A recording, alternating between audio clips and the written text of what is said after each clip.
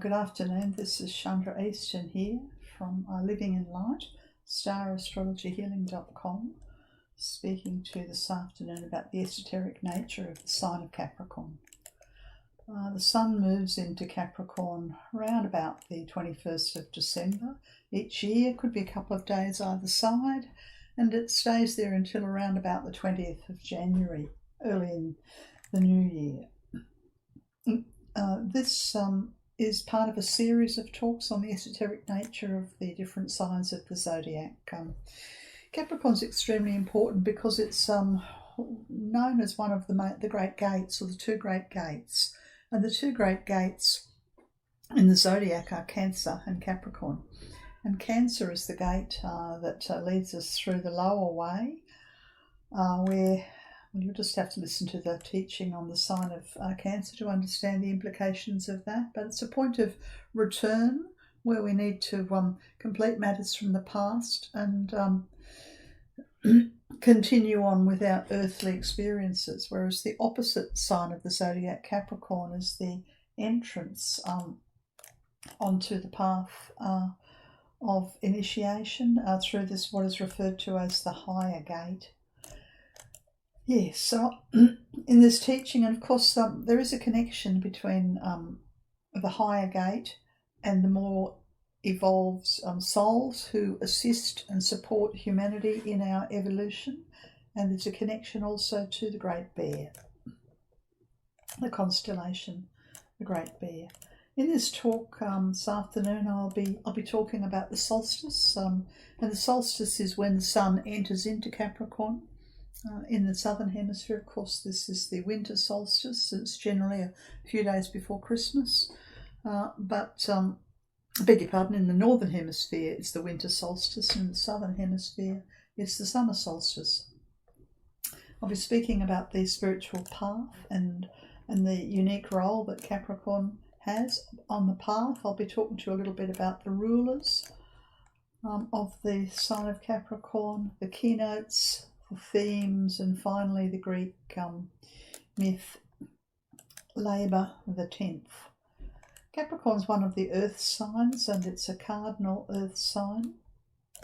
And the ruler, unlike the other sign, most of the other signs of the zodiac, apart from Leo, Capricorn's ruled by the same planet, whether it's exoterically on a worldly basis or esoterically from the soul, and that planet's Saturn.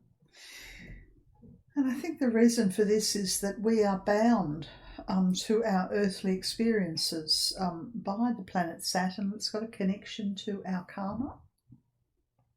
Think of the karma as the lessons that we've learnt, the deeds we've accrued, where we've accrued positive karma, or not so positive, where we've still got lessons to learn.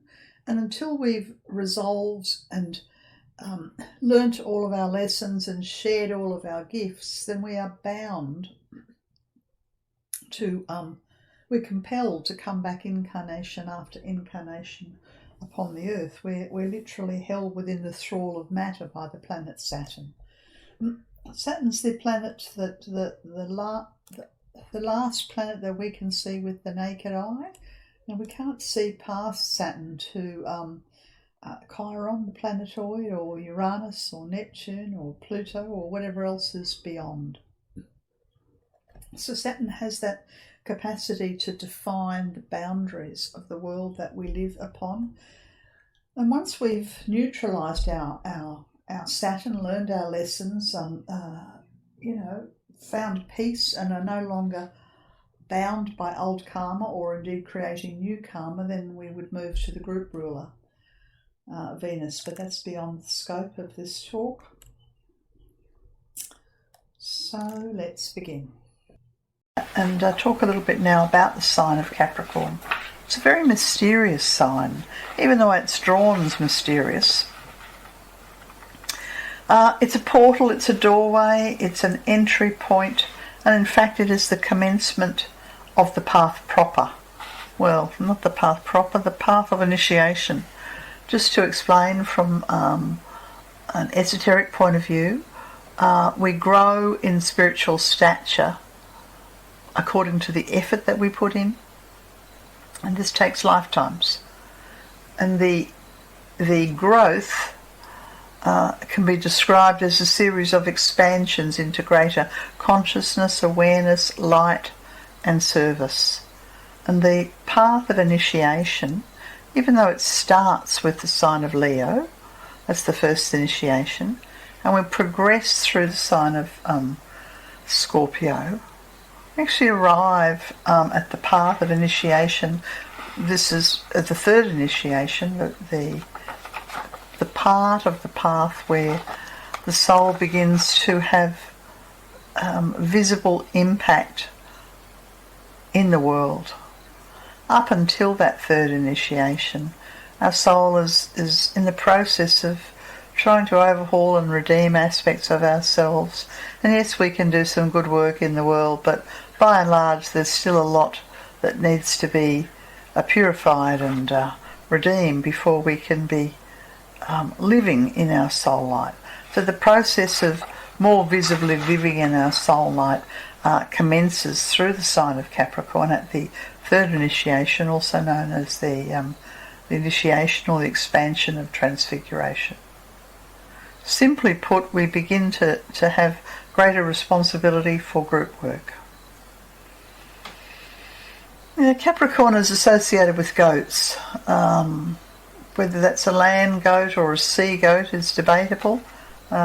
Different astrologers use different analogies. I like the sea goat myself. The themes associated with Capricorn at this higher turn of the spiral are learning silence, living in silence. If you can't say anything nice, don't say anything at all. Recognising that when we clear our karma, we suffer, but then the karma is cleared. There's a sense of isolation or aloneness that is often within and around the sign of Capricorn. It is most definitely, preeminently the sign of group work in the world, so world service. And it's got a great association with mountains. And of course mountains have the steep ascent, and they have the summit, and then they have the steep descent. And so people with Capricorn strong in their charts have this sense of a lot of effort to climb a mountain, a small amount of time to enjoy the view, and lots of effort involved in coming safely down the mountain. Esoterically, the sign of Capricorn has two keynotes.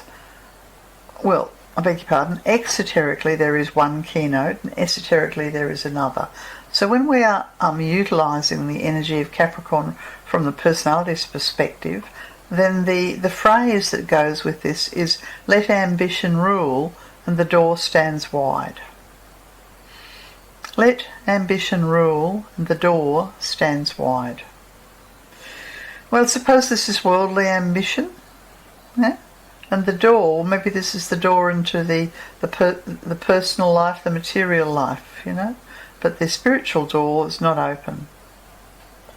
However, once we begin to respond from the heart to the higher vibration of Capricorn, which comes to us in this particular time and era that we're in, it's entering in towards the disciples through the fixed star Sirius, and to the initiates through the fixed star Vega. And the esoteric keynote for Capricorn at this higher turn of the spiral is, lost am I in light supernal, yet on that light I turn my back.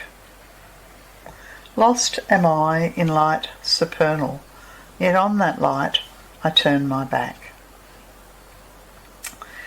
Because of course the more deeply we go into our process of spiritual growth and redemption, the brighter and the more profound and more supernal becomes the light.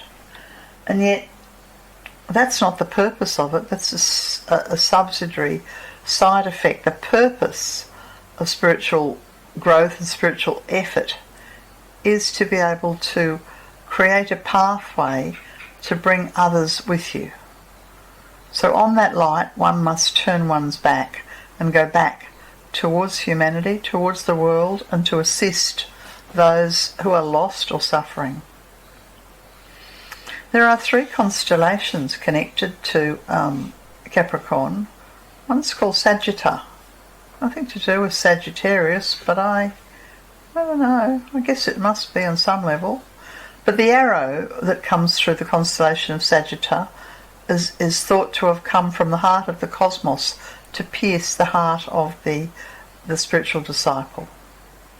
That's the first constellation. The second constellation is Aquila, known as the eagle or the bird of light, known for its great insight too. And the third constellation is Delphinius, which represents a leaping fish or a dolphin. So we have an arrow coming from the heart of cosmos to pierce and awaken our compassion. We need the insight of Aquila the eagle, and to me Delphinius represents pure joy, the dolphin. Yeah, so of course you see, when we follow the journey of Hercules through the signs of the zodiac, we realise that this is a stepwise process of awakening and redeeming and cleansing and becoming more of who he truly is. And this is the journey for us. You don't have to be a Capricorn to have the tests and the trials associated with silence and suffering or loneliness. You don't have to be a Capricorn. You might be a progress Capricorn. You could have the moon in Capricorn. Could be that you are responding to the energies of Capricorn and they've brought you to the mountain. There are 3 great ascensions of the soul. Through the sign of Virgo, we gradually lift matter, the world of matter, towards the light. Through the sign of Scorpio, and we do that around the first initiation. Through the sign of Scorpio, we purify the psychic and the astral realms. And through the sign of Capricorn, we raise our mind, the rational mind, to the heart lotus within the ajna, the brow chakra, and then the door and entry into the global work occurs. Okay, I'm going to move on now to talk about the 10th labour that Hercules, the world disciple, the world aspirant who becomes the world disciple, had to undertake. And this labour is known as the slaying of Cerberus, who's guardian of Hades or hell. And I'll read you the myth straight from the old commentary. And of course you'll find this in the text by Alice Bailey, Esoteric Astrology. And the myth proceeds as such. The light of life must now shine forth within a world of dark, the great presiding one declared, and the teacher understood. The Son of Man, who's also the Son of God, must pass through gate the 10th, he said, and within this very hour Hercules shall venture forth. When Hercules stood face to face with him who was his guide, the latter spoke. 1,000 dangers you have braved, O Hercules, the teacher said, and much has been achieved. Wisdom and strength are yours. Will you make use of them to rescue one in agony, a prey to vast and unremitting suffering? The teacher gently touched the forehead of Hercules, and before the latter's inner eye a vision rose. A man lay prone upon a rock and groaned as if his heart would break. His hands and legs were shackled. The massive chains that bound him were tied to iron rings. A vulture, fierce and bold, kept pecking at the prostrate victim's liver. In consequence, a trickling stream of blood flowed from his side. The man uplifted his manacled hands and cried out for help, but his words echoed vainly in the desolation and were swallowed by the wind. The vision faded. Hercules stood as before at the side of his teacher. The shackled one, whom you have seen, is called Prometheus, the teacher said. For ages has he suffered thus, and yet he cannot die, being immortal. From heaven he stole the fire. For this he has been punished. The place of his abode is known as hell, the domain of Hades. Unto Prometheus, O Hercules, you are asked to be a saviour. Go down into the depths, and there upon the outer plains release him from his suffering. So having heard and understood, the Son of Man, who is also a Son of God, embarked upon this quest and passed through gate the 10th. So that's the task. Hercules has to rescue Prometheus, who's being punished, and his liver is being eaten out by, what was it, a bird, a vulture, yeah. And he's being punished because he'd stolen the fire of the gods.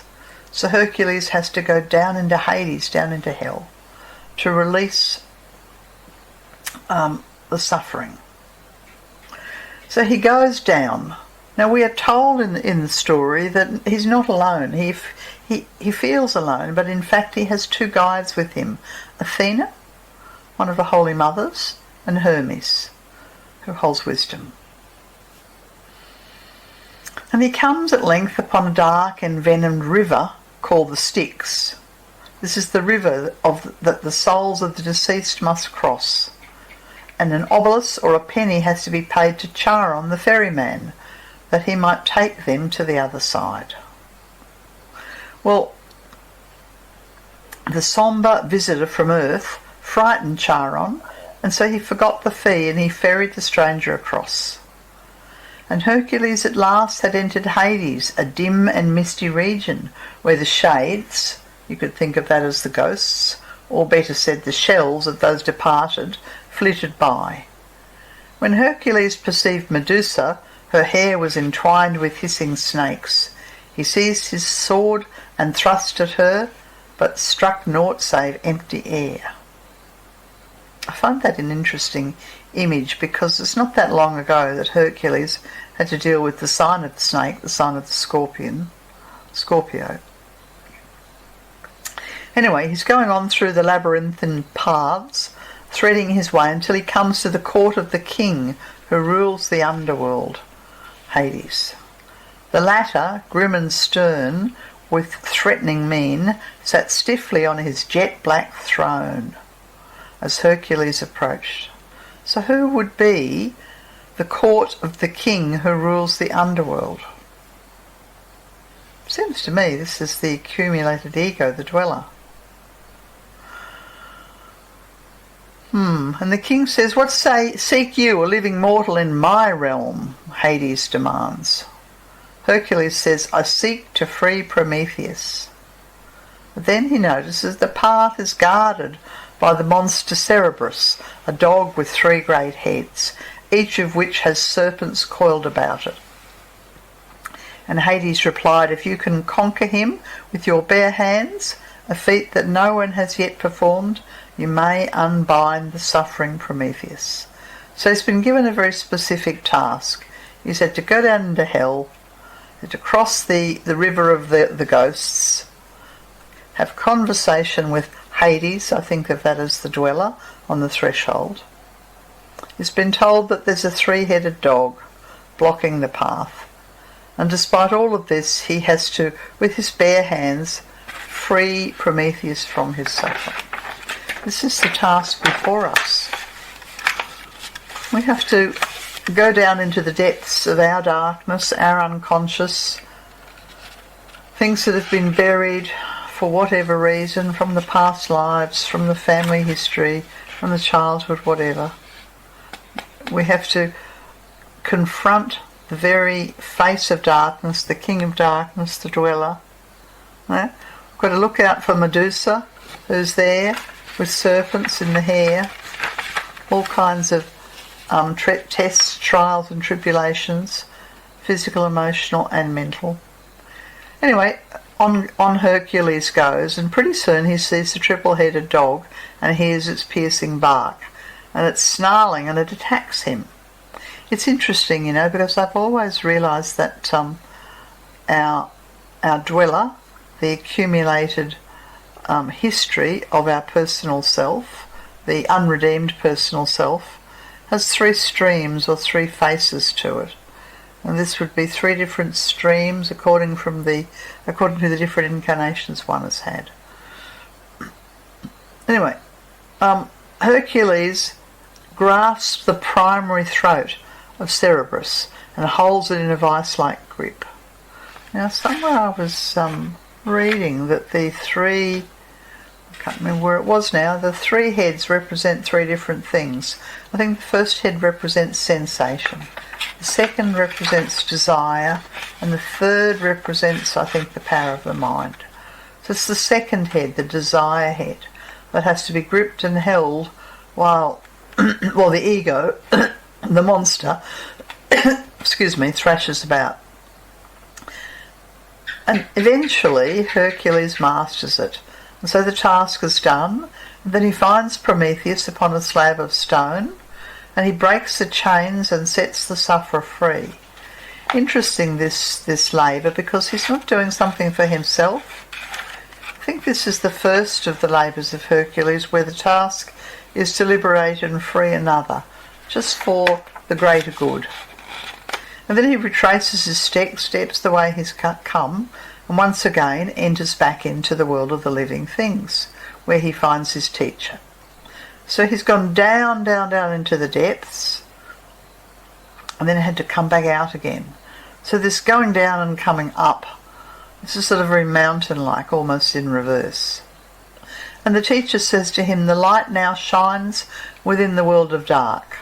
The labour is achieved, rest now, my son." So Hercules has had to face all kinds of darkness within himself, rescue somebody else, and in so doing bring greater light to the world.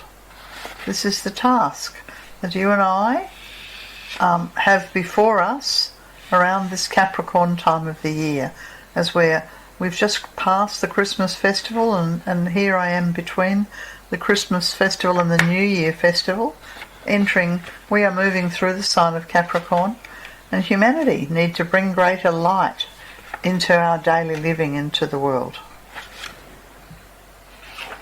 Yes, okay. So just to recap some of this, the relevance of this slaying of Cerberus, the guardian of Hades. Before Hercules goes down, he has to purify himself. Seems like he's done nothing but purify himself. And many people don't realise that the spiritual process and the spiritual growth and the spiritual awakening and purity, it continues on and on and on. You don't just do it once and it's finished and done with. So there's purity, there's a preparedness to face the dweller, Cerberus, the three faces of the dweller, have to actually overcome the sensation, desire, and the power of the mind, and then pause and perform an act of service for the group. Okay, so the themes of this labour that we're all being asked to enter into, particularly now until the 20th of January, but as I said, it also governs the next 3 months. This is descent into the depths. Whatever it is that you've put a lid on and haven't dealt with thus far, best get digging into it. Cross the river where the ghosts are and pay the ferryman. Cross the river of the Styx and don't be afraid of the ghosts. Maybe they're ghosts of your past. Ghosts, ghosts, ghosts. Don't forget that you are supported and guided by Athena and Hermes, by the Holy Mothers and the Light of Wisdom. Navigate your way through the astral world or the shades until you find the court of Hades. Find the area where your ego has taken up residence. Beware and be mindful of Medusa, the face of the Gorgon, the snakes within her hair. Right? How those snakes manifest will vary person to person. Focus upon the task that you have been given to free someone else, to assist and free someone else. Be mindful that the path is guarded by the three-headed dog, yeah? And that the dog has a tail that's also made of serpents. Tackle the ego. Seize the central head of desire, and thus release whoever it is who's suffering and bring light into the world. So I'd like you just to take some time and ponder upon all of that and see, how does it apply to you? What is the darkness that you need to go into? Yeah? What are the sensations or desires or power of the mind that are blocking your path? Who is it that you need to help? Who can you assist to bring greater light within the world? If we would all do this, if we would all undertake the labour, the 10th, just as Hercules did, in this next month or this next 3 months, the world would be a better place.